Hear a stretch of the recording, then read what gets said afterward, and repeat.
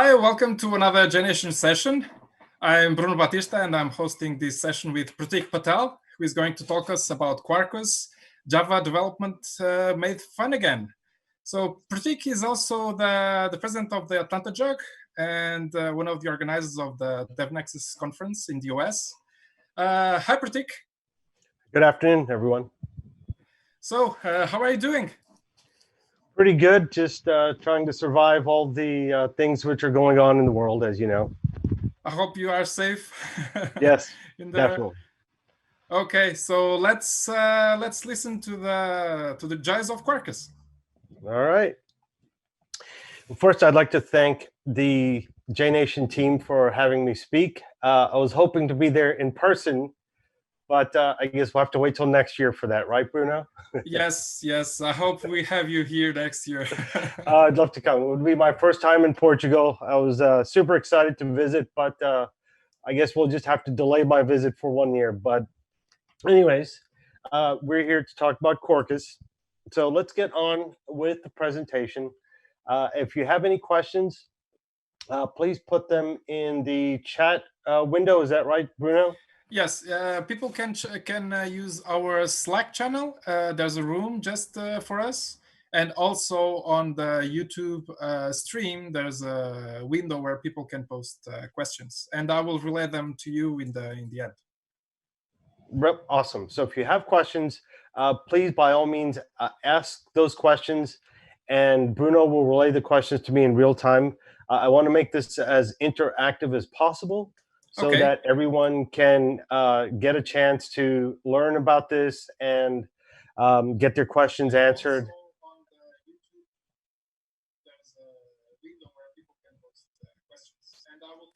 Okay. All right, let's get going. So Quarkus. Quarkus is a new framework that's about 1.5 years old now. It's for building cloud-native applications, and we're going to get into the details of it. So first, my name is Pratik Patel. I work at IBM as a developer advocate, but I'm also a Java champion. I do other things, including JavaScript, Python. I was working on some Go yesterday for a serverless app, but anyways, that's a long story. We don't want to get into that right now. But what we want to talk about is Quarkus, which is described as the supersonic subatomic Java. Okay, now there are lots of great frameworks for building Java applications out there. For me, at least, what I really like about Quarkus is that it is something that gives me a lot of developer productivity. Now, what this means is that it allows me to build applications very quickly. And when I say not quickly in terms of performance, but quickly in terms of how long it takes me to implement a feature, for example. Okay, so we'll talk about that first, and then we'll talk about why Quarkus is great for cloud native types of applications, right? Everything, as you know, is moving to the cloud. And even if you're not interested in moving to the cloud, the ability to build a lightweight Java application and save resources even within your own private cloud or on your own server or whatever you're doing is also great, right? So why Quarkus? As mentioned previously, it gives me the ability to do rapid development, right? We'll look at that in just a second. And that leads to greater productivity, which means that I'm able to build an application in less time. And it just takes some of the frustration out of building an application where you have to wait to restart a server or you have to go and do other tasks not related to what you are specifically focused on at this point in time. Okay, so what are some of the other things that Quarkus allows me to do that sparks developer joy, as they say? It has reduced boilerplate, and it also uses some convention over configuration. Now, what this allows me to do, again, is to write less code and to still build out really good features for my application. So rapid development leads to greater productivity, reduced boilerplate, and convention over configuration means I have to write less code. And, you know, I don't think people really understand the importance of writing less code. As a longtime software developer, you probably understand, oh, you have to write code to make things happen and, to build out a feature or application or whatever. But when I look at code as something that I have to maintain over time. So the less code I have, the less code I have to maintain, right? So this is actually good to have reduced boilerplate and have convention over configuration. It gives me the ability to focus on my business logic and my business logic code. Right? And the basic premise behind Quarkus is that we write code or write tests, and then we don't have to do a restart to be able to go and exercise that code. And because there are reflective defaults within Quarkus, we also have less code, right? We talked about that already. Okay, so that's kind of the developer joy part of it, right? We'll look at this in practice in a few minutes. Now, let's talk about the cloud native part of Quarkus, right? Quarkus is something that allows us to build Java applications with lower footprints and a faster startup time. Now, these two things are key when we are building applications for the cloud. The ability to have a lower footprint means that we use less memory at runtime, which also means that it potentially will cost us less money to write and sustain an application in a cloud environment. The fast startup is key for several different types of cloud architectures, specifically something like a microservices architecture built on Kubernetes or a architecture built around serverless technology, which we'll both talk about in a few minutes. Right? The other nice thing about Quarkus is that Quarkus is based on standards, proven production-ready, cloud-ready code. It's built on technology that you are already familiar with and already using. What's an example of a technology that you're already using? JPA, for example, right? JAX RS. All these things that you've been using for a while are already available, and they're in Quarkus. So it's the technologies that you've been using, and it's based on standards. And we like standards, right? So again, Quarkus is built on standards. One of the quirks of Quarkus is that it requires libraries that you use in Quarkus to be fixed in some small way, right? I think the term that is used by the Quarkus team is that a library needs to be quarked, and we'll see why in just a second, right? Now, this is not to say that every library that you use, you have to go back and you have to modify in some way or fix and look at source code, and it's a big task. In fact, hundreds of common libraries that you use are already quarked. For example, if you use Hibernate for persistence, Hibernate is already quarked, and there's a Hibernate version of Hibernate available for Quarkus that you can use out of the box, and among hundreds of other common libraries that you use already. Right? And there are some small limitations in Quarkus. Yeah, go ahead. We have a question from Theo Grip. He asks, wasn't productivity also promised with Grails and Scala and Kotlin? Yes. So Theo has a really good point. We have been promised his productivity with other frameworks. And Grails is a good one, right? I'm going to focus on Grails for just a second. Right? Grails came out probably over a decade ago now. Right? I remember looking at Grails and actually using it for some applications when I was at another job many lifetimes ago. And Grails actually did provide the capability of building nice applications with essentially things like meta programming and having the ability to use language features which were not available in Java at that point in time. Okay, so Grails, great framework. There's also the Play framework, which used Scala in its early days, at least, and used some of the advanced language features that were available in Scala to have a more interactive experience while building. So yes, the short answer is that we have had other frameworks that have had the capability of having better productivity. Okay, now the difference, in my opinion, is that those frameworks had a chance to get out into the world, and there are people that use them. I don't know what the exact statistics are for the usage of those frameworks out in the real world, right?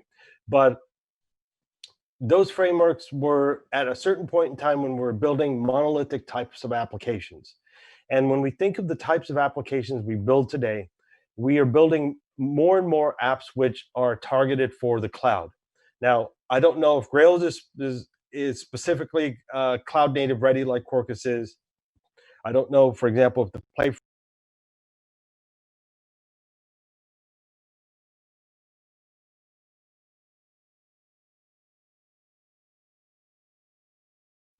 is that along with getting the great developer productivity in Quarkus, you also get in Quarkus a framework which is ready for the cloud, right? So that's one of the key things that I think about when I'm building applications today. I want something that allows me great productivity, but is also in a place where it's built for building cloud native types of applications. Specifically, two types of things I build a lot today, microservices and serverless cloud functions, which we'll talk about more in detail. Okay, so thanks for the question. I'm going to move on. Yeah, thanks, Pratik.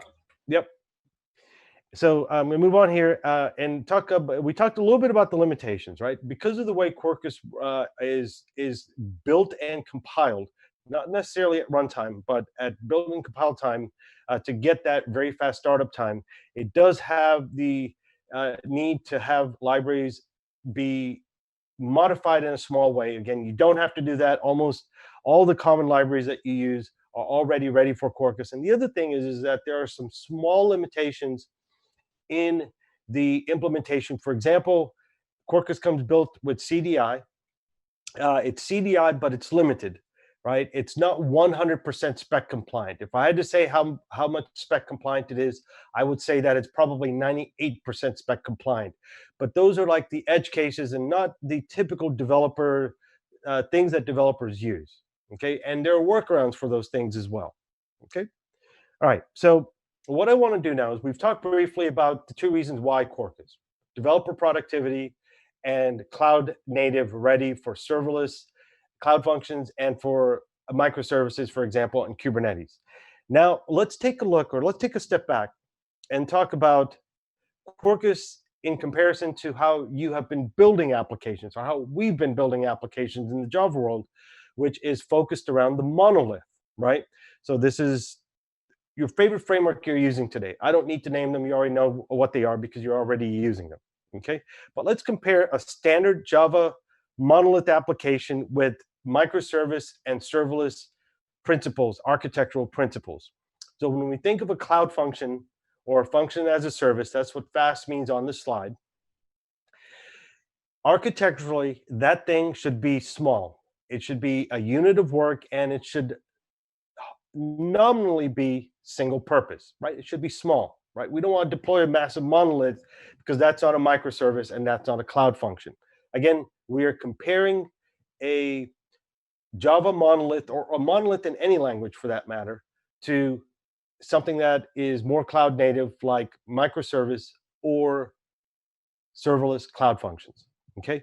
So when we think of a monolith, is it small and is it single purpose? Well, the answer to that is definitely no, right? We're building a monolith. It's big. It has hundreds of features inside of it, lots of code, and it's definitely not single purpose, okay? This is not to say that monoliths are bad, right? I have another presentation where I talk about maybe you should be building a monolith instead of building microservices, but that's a different presentation, right? So I'm not saying that this is the only thing you should build, but again, we're talking about building cloud native types of things. Okay, so microservices and serverless cloud functions should also be short running, and if at all possible, should be stateless, right? Because of the way that the environment that we're deploying these new applications into, we have to make sure that they adhere to the principles of the underlying platform, whether it's Kubernetes or cloud functions, okay? Now, when we think of a monolith, is a monolith short running and is it stateless? Nope, definitely not. All right. Also, in the decades that we've been building Java applications, we have used two different styles of development to build out these applications: synchronous style programming and asynchronous style programming, okay?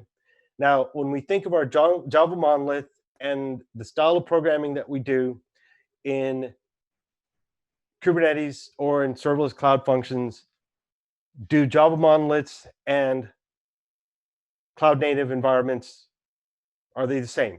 Definitely. When we're building cloud functions, Kubernetes, or monoliths, we use synchronous and asynchronous styles of development for whatever is the best use case, right? Whatever is the right thing to do in that specific case. Now, a lot of what we do today and the way that we look at building applications, whether they're cloud functions, whether they are microservices on Kube or whatever, or even if they're monoliths, right? What we've done over the last 2 decades of building, and you know, Java has just hit its 25th anniversary, and we've been building Java applications for over 2 decades now. And the point in time which we're at today, we have all these best practices and these patterns, right? There was a session earlier today at JNation where someone was talking about architecture and architectural kind of best practices. And when I think of where we are today with microservices and with cloud functions and where we're going, and I think of using synchronous types of programming and async programming, and then reactive programming, which is very popular for developers today. I don't think of this as being a revolution. I think of this as being more an evolution. What we've done is over the last 20 years, we have taken the different types of things we know that work well, and we have distilled them down. I don't like to use the word best practices, but they're kind of best practices that are codified in the way that we build things. Okay, so let's talk about briefly Java frameworks and serverless cloud functions specifically, or even microservices, right? So when we think about the frameworks that we've been using, right? I'll use Java EE as an example. Those frameworks for Java EE are not, and I'm not talking about microprofile, I'm talking about the traditional Java framework, which is meant to build a monolith. Those things are not something that we can use for building cloud functions or microservices, right? Monoliths are heavy. They're geared towards building a large multi-feature, lots of code, lots of different module type of application. They're meant to be long-running, and it takes a long time for a Java monolithic application or any kind of monolith application, to be honest with you, to start up. And that's okay, though, because we know what we're building there. We know that this is a large application that has lots of different features inside of it. And it takes a long time to start up.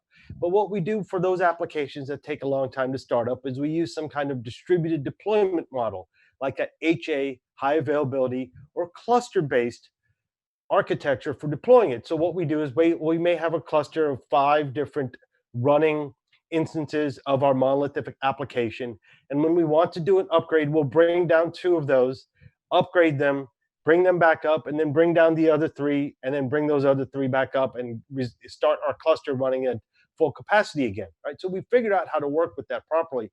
But again, that's looking at it from the point of a monolith. So a lot of people are like, well, I've spent way too much time learning this favorite framework of mine over the last 5, 10, 20 years even, and I don't want to get rid of it, right? I know too much about it. But the nice thing about Quarkus and the way that we build in right now is that we don't necessarily have to throw everything away. A framework like Quarkus is built on standards. You know the underlying technology, container dependency injection, JPA, JAX-RS, JTA for doing long transactions, all sorts of different things like that. So yes, you may have to give up the framework that you love today, but you're going to get in return something that you will already be mostly familiar with, and you get great productivity and you get lots of benefits out of it. All right, so now it's time for a demo. So let's switch over to our code editor. Actually, what we're going to do is we're going to start from scratch in this specific application. I'm just going to drag over my web browser here, and I'm going to go to code.quarkus.io, and I'm going to build an app completely from scratch for you. Okay, so let's go and import some things into our application. I want REST easy with JAX-RS, of course, to build a RESTful endpoint. Okay, so let's get some JSON stuff in here. And what else do we want? Let's do some JPA. So let's go and get some Hibernate, right? So let's get some Hibernate ORM. And I would normally connect this to like a Postgres database or something like that. We're going to use H2 just for our testing.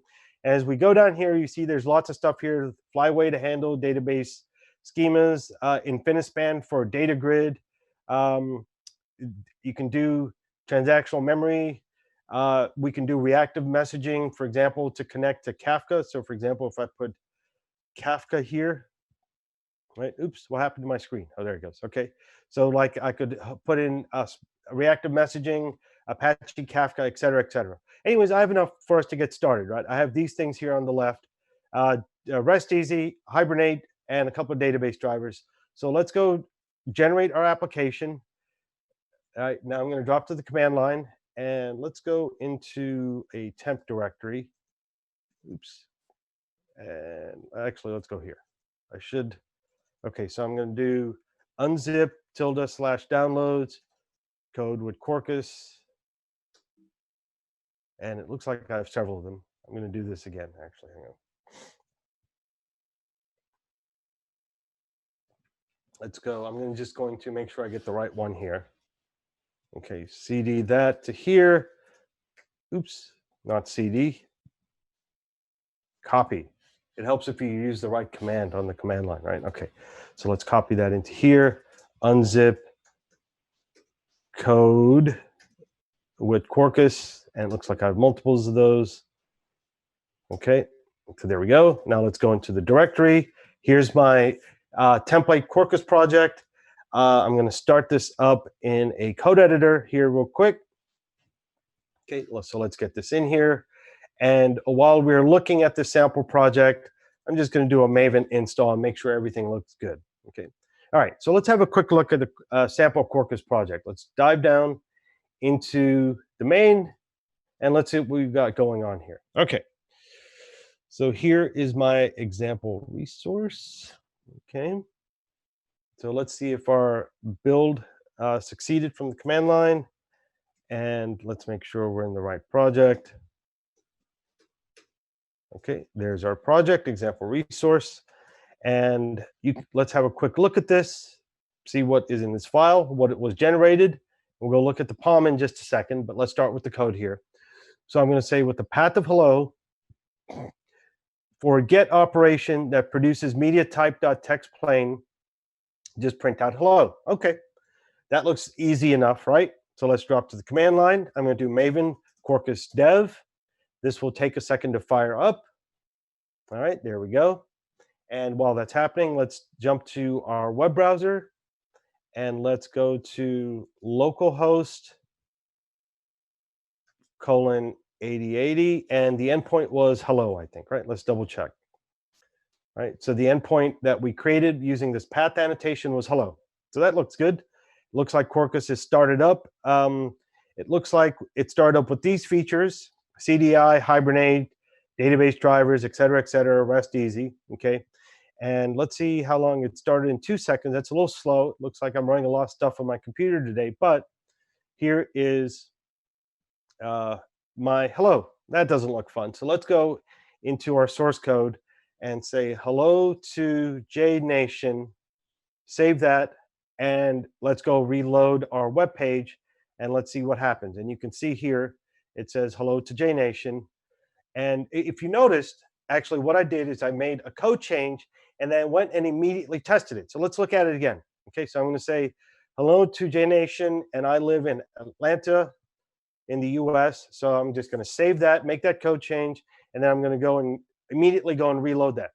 This is what I mean by developer productivity. I'm able to go and make a change to the code and not have to restart my app server or recompile or any of that stuff. I basically code and then go test, code and go try something, code and experiment and play with it. I don't have to worry about the plumbing and all the other things around it, right? So let's go drop to the command line And let's make one more change and let's see what happens. Okay, let's say hello to JNation from Atlanta. And I'll just do something stupid by like adding a bunch of exclamation points. And now you can see it cleared by console. Let's reload this and let's go look at the console and let's see what happens. Okay, so you can see the first thing it says up here is change source files detected, recompiling example resource, and then it essentially goes and reloads that changed jar file, which is compiled to a class file, and that's why we get that really fast kind of development cycle. Okay, and you can see that that reload took a very short amount of time.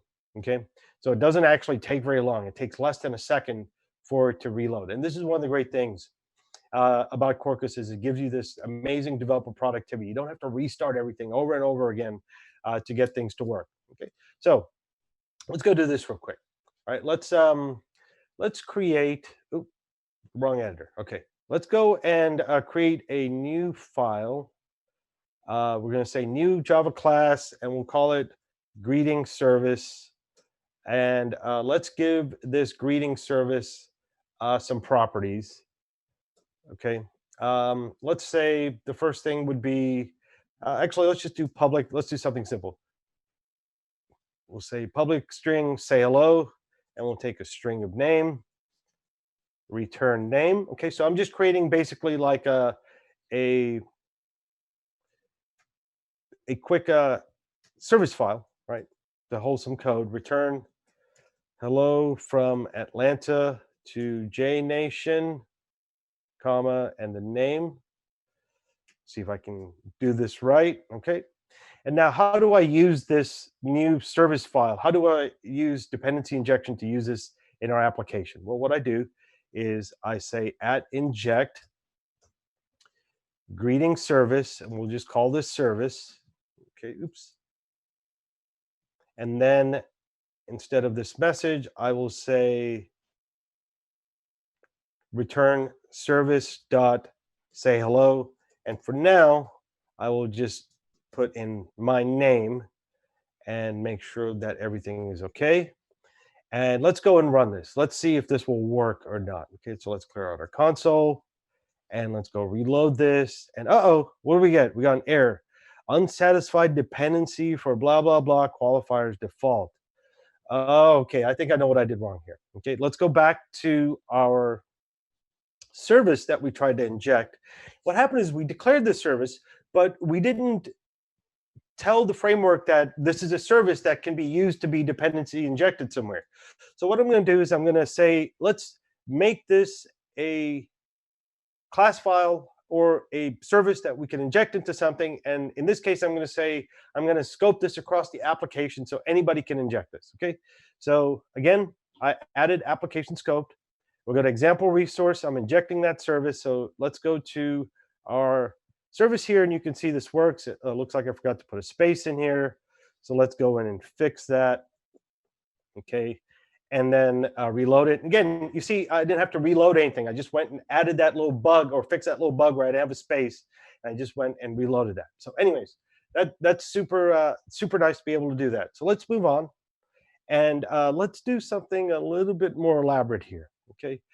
It's great to do text, but it's more idiomatic when you're writing RESTful services to use JSON. So I'm going to switch this, if you weren't watching closely, from media type text plain to media type.applicationjson. All right, so let's go reload this now, and let's see what we did wrong here.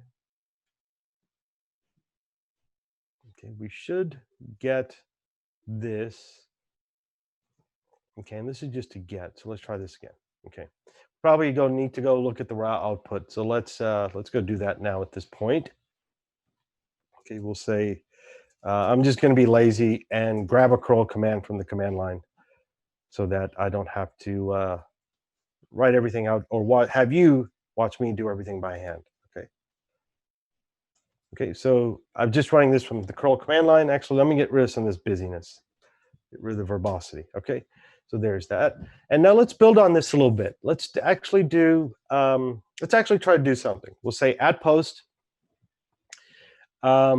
And we need to import that annotation. Let's do a post on something. And if you remember, this service took a hello. So we'll say that this thing produces application.json and also consumes application.json. Let's import that. Okay, and let's give this a little bit more room. And we're going to need to add a little something here. So let's say that this is greeting, and then we will give this a thing like a parameter like greeting name. Okay, and it helps if you have this in the right place. That should go inside of a path. Okay, now we're going to map /hello /greeting and then a name in the URI to something inside of here. So we'll do path param. We want to get the thing called name. That will just make a string ID like so. And then instead of doing Pratik here, we will say, let's just pass the name. All right, and now you can watch me fumble through trying to make this work from a command line. And again, I'm going to be lazy and just like pull something I've done before because I know the command line, but don't want to make you watch me type all this by hand. Okay, there we go. Okay, so again, curl content type application JSON name, and then we're going to post it to 8080. Let's see if this works. Okay. Uh-oh, 404 not found. Oh, what happened? I didn't. Again, our path we set to be hello, greeting, and then name. Okay, so let's go here, and I know that this isn't exactly 100%, right? It should be /greeting. Oh, it should be /name/greeting. Okay, and we'll see if this works. Okay, a couple of different ways you could do this. Oh, 404 still not found. All right, let's see what's going on here. Let's actually just pull this up from. Uh-oh, looks like we have a little bit of a problem here. Everything is going crazy. Okay. Okay, let's change this to a get for now. Okay.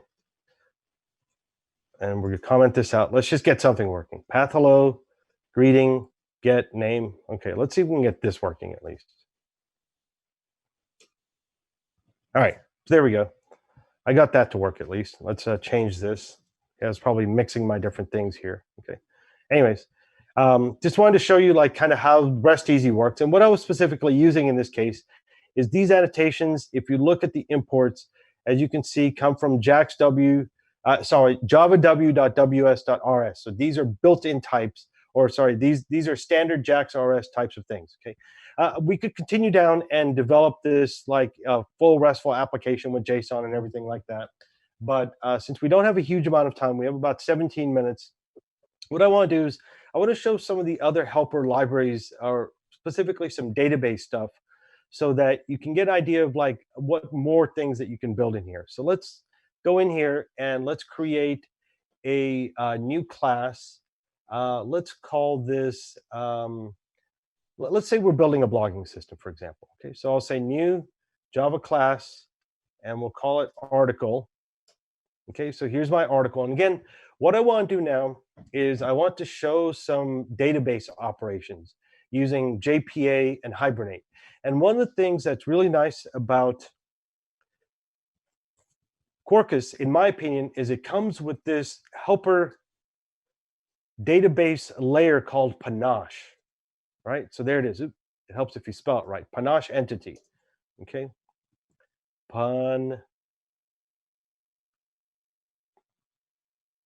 Did I spell this wrong? What's going on here? Okay.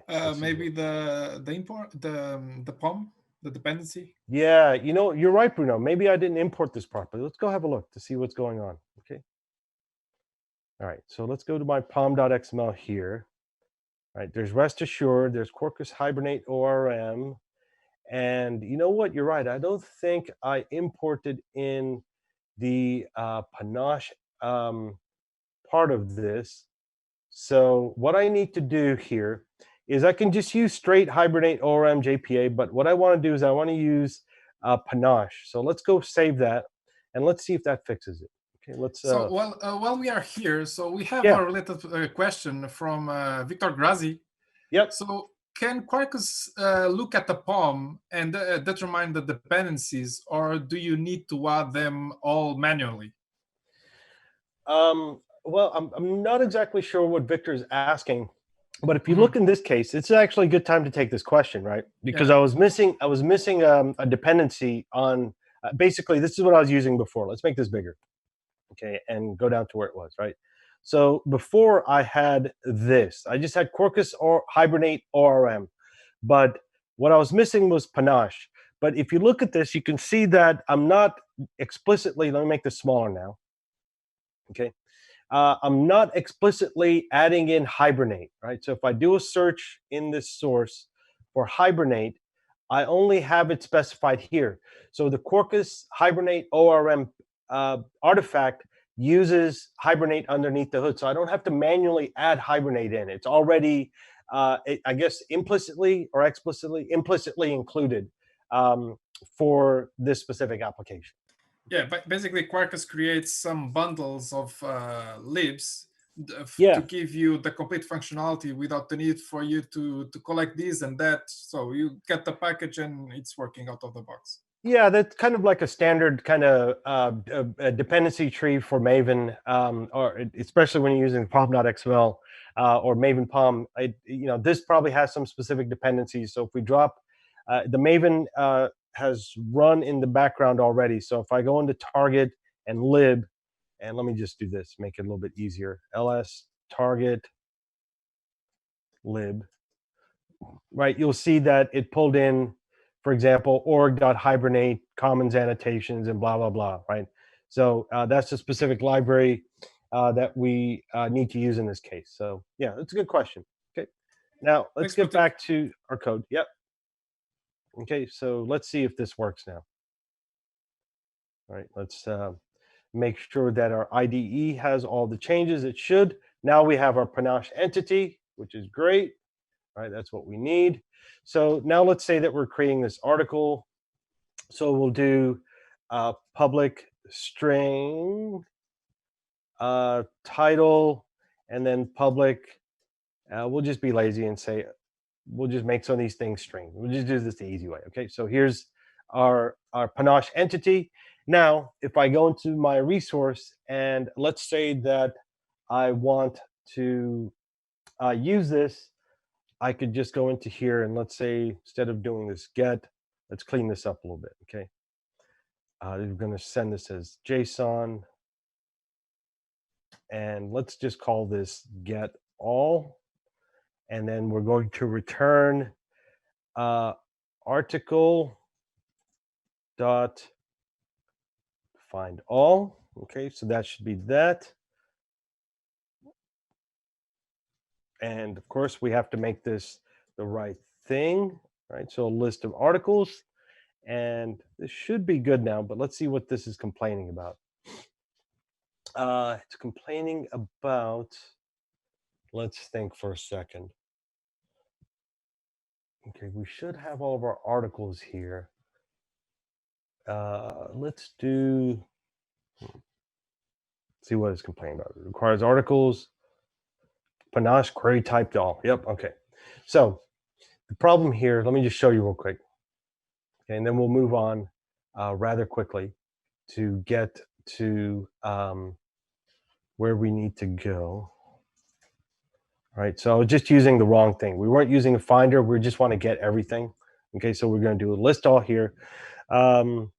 And let's just go run this. We'll have nothing in here. We just want to test this works. But we're missing one thing. We need to go into our application.properties, and we need to define a database for it to connect to. And what I'm going to do is I don't want to watch you, make you watch me fumble through this. So I'm just going to grab a H2 database configuration like so. Quarkus.datasource.url. We're going to use H2 with the H2 driver. And let's just try this. Let's see what happens. Okay, we need to start Quarkus back up. So I'm starting Quarkus in dev mode. Okay, so let's fire that back up. that will get us to a place where we can do some interactive development. Now that's started, and our endpoint that we're using is called hello. We'll just use that for now. That's not right, but that's okay. Okay. And we should get an internal server error apparently at this point. No entity manager found. Okay.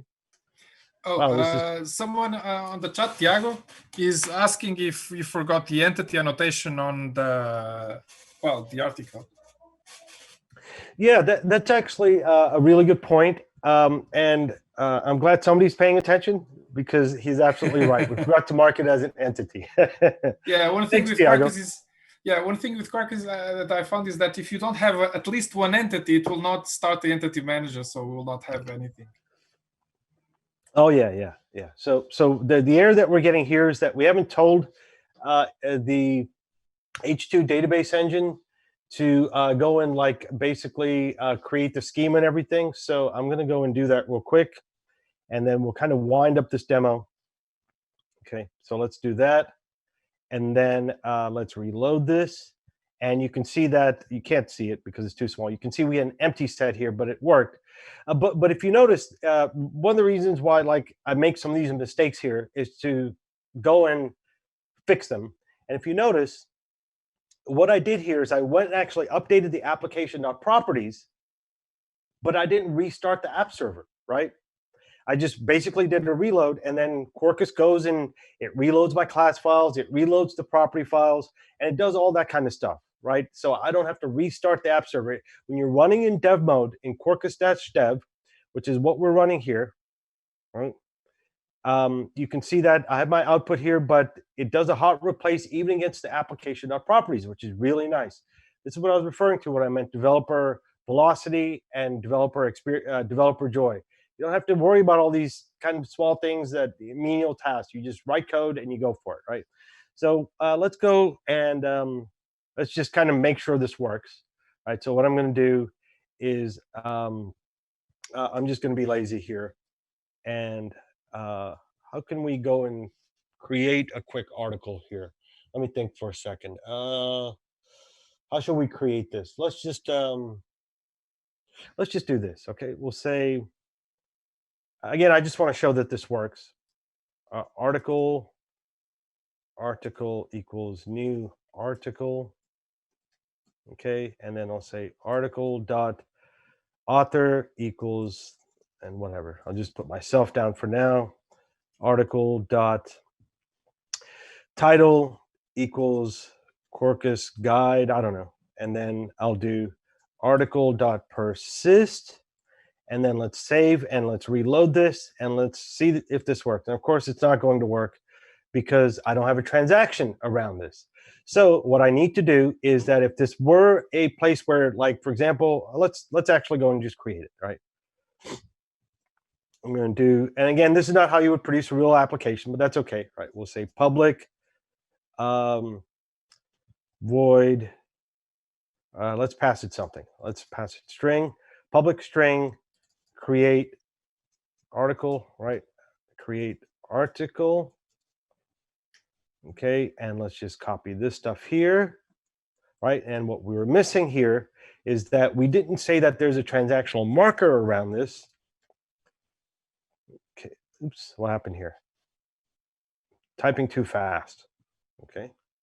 Okay, so anyways, I've just created this stupid thing here, and let's give it a path of create.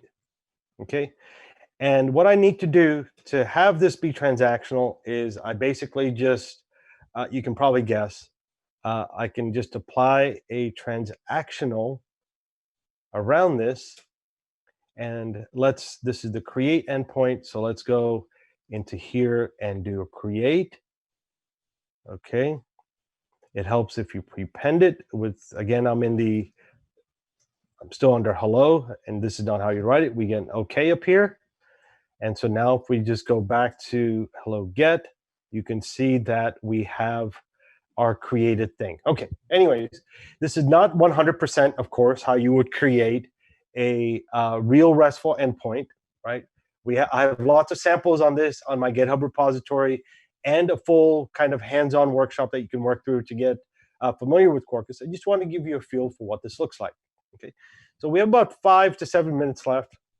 What I'd like to do is switch gears a little bit, make sure that we've talked about everything, right? So what we've done is we've looked at CDI, we looked at building a RESTful application with Quarkus. We've looked at also building out some database operations, right? And I want to talk about Panache a little bit. Panache is this really nice helper which allows you to, again, write less code.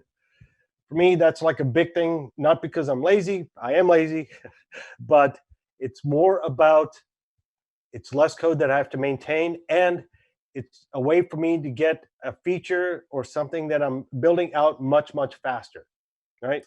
So you can see I didn't declare an entity manager. I don't have an interface. I don't have all these other things that I would normally have when I'm building out a JPA application, because all of it is encapsulated in this Panache entity. So let's go have a look at this Panache entity, okay?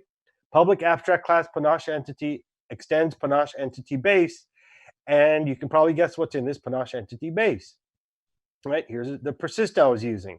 There's the delete, right? This is a really long thing, so I'm not going to go through everything, but here's a find by ID using generics of type T, et cetera, right?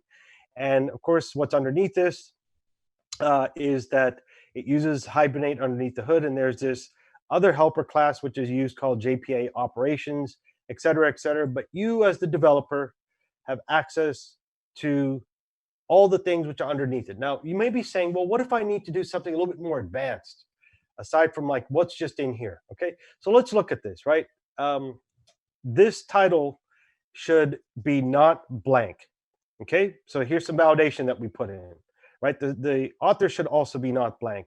But let's say that we want to have a timestamp that we can access for when this thing was updated and also when it was created. So what I would do in this case is I would say public, and let's use a local date, local date time, and let's call this the created, right? When that thing was created. Let's go import this thing. Okay, there's our local date time. Now what I'm going to do is I'm going to use something which is in Hibernate. I'm going to use the creation date time. And if you look up here, this is a Hibernate annotation that we're using. So you have the full power of a full JPA framework like Hibernate when you're using Panache. You're not restricted by anything that's there with the framework. It looks really simple on the surface, but you have the full power to do everything. And you can do many-to-many joins. You could have a join table, do inverse columns, all the things that you're used to when you're building JPA operations. All this stuff is there. Thanks, Pratik. Okay. Sorry for interrupting okay. you, because we have a few people here trying to start a flame war, and I need to relay you a question about that. So, Luis Soares, Maria Clara, and also Bruno Alves, they are asking. Urban Pinto, they are asking about the advantages of Quarkus in relation to Spring Boot. So why Quarkus? Okay, so this is a great question. Now, I love Spring Boot. I actually build applications on Spring Boot, okay? For me, Quarkus is another tool in my tool belt for building applications. So I see that Maria Clara has said that aside from the compatibility with GraalVM, I don't see any advantage in using Quarkus when compared to Spring Boot. Now, both frameworks are very similar, of course, because they're both Java frameworks. And in fact, there is in Quarkus the ability to use, let me go back to here real quick. Let's clear this out, okay? And, okay, now have a look at this. Quarkus extension for Spring Boot. So what you can actually do is Quarkus extension for Spring dependency injection API, Spring data, JPA API, etc. You can actually use Spring annotations in Quarkus. Okay, think about that for a second. You have two frameworks which are competing in some ways. You can actually use Spring annotations in Quarkus. So if you're migrating from a Spring application, you can actually just use a lot of the same annotations you're used to. But let me get back to the question at hand, right? one of the things about Quarkus, which I believe at this point in time separates it from Spring Boot, is the thing that Quarkus does. If you remember, one of the advantages of this kind of framework is low footprint and fast startup. Okay.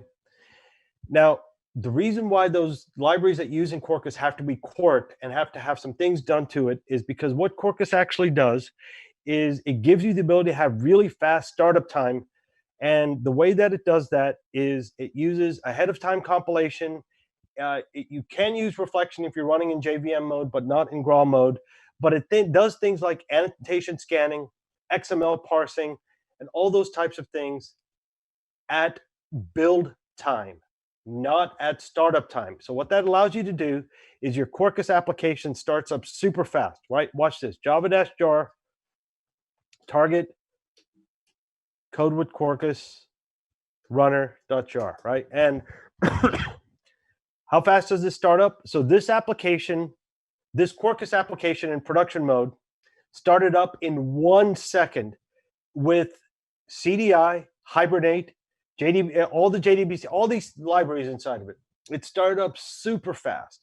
And this is important when you're running in a cloud native environment because you have something called elasticity in a cloud native environment. What that means is that a Kubernetes cluster or a serverless cloud function may turn down the number of available running instances of your application to 0, or maybe just 1, or however many. And then as load comes in, you have to start up all those instances. So startup time is super important in this case. You have to have instances start up quickly of your application. So that's the first part. The second part is, let's look at this diagram really quickly.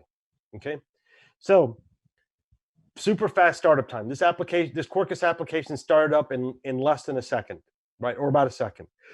The other thing is, if we zoom into this diagram a little bit, okay, and let's look at a REST and CRUD Quarkus in JVM mode with OpenJDK, and this can be shrunk down more, is 145 megabytes memory utilization.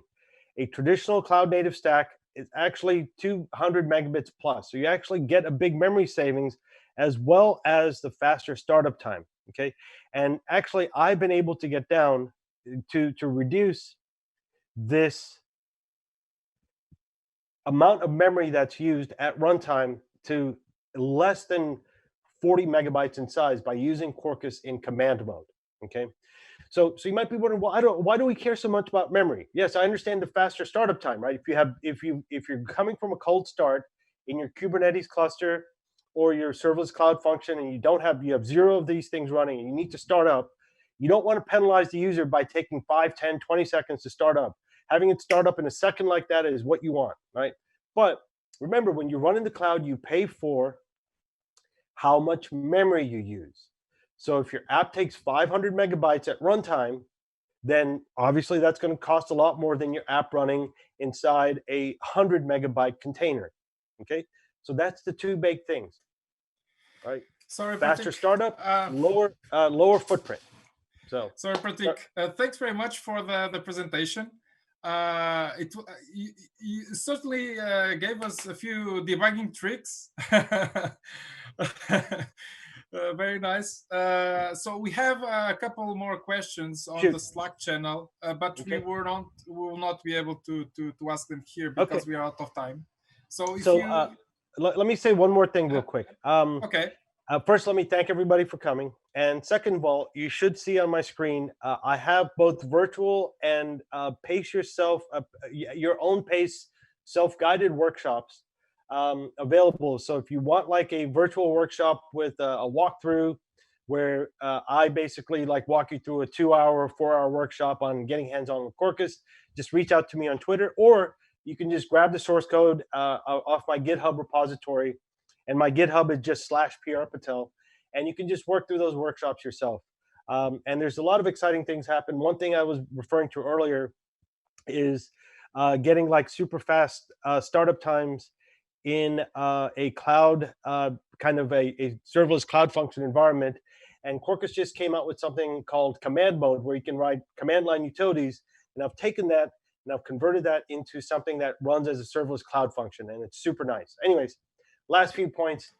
Bruno, thanks for having me, and thanks for the JNation team for having me. This was a lot of fun. I love the hard questions, right? That's what makes it fun. So. Thanks very much, Pratik. I hope we can have you next year live here in Coimbra. All right. Sounds good. Thanks very much. And see you guys on the next session.